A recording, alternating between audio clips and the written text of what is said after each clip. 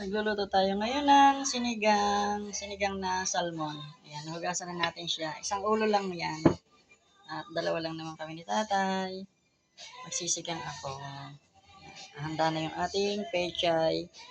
Ito yung talbos na galing sa ating bakuran at saka okra. Yan lang yung gulay niya. Nahugasan na siya. At ito yung ating kamatis at sibuyas. Yan, pwede na nating ihulog kasi kumukulo na siya. Ayun, kumulo na. Patakpan ko muna ulit at maya-maya natin ilalagay yung ating isda. Ihulog na natin ito yung ating isda. Yun, nahulog ko na yung isda natin. Patakpan naman natin yan. Mamaya, pakukulan lang natin siya ng bonggang-bongga.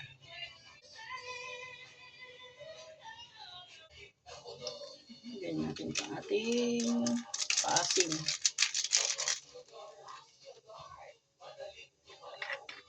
Bigyan ko na din siya ng patis.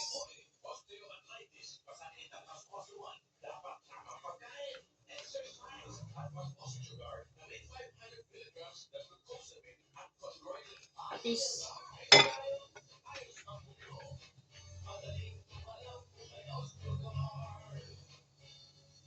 Lalagay na natin yung ating okra, talbos ng kamote, at pechay. Takpan muna natin para pakukuluin at lalagyan ko pala ng bechin.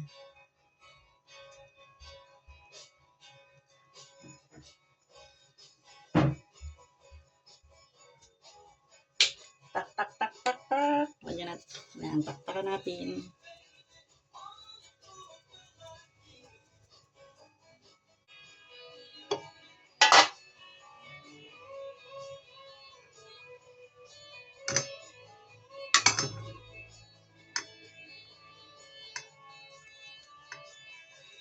Ito na ang ating sinigang.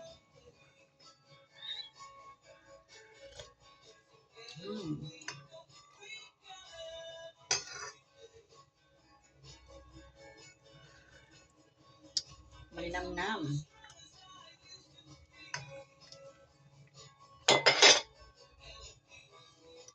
Yan, okay na to.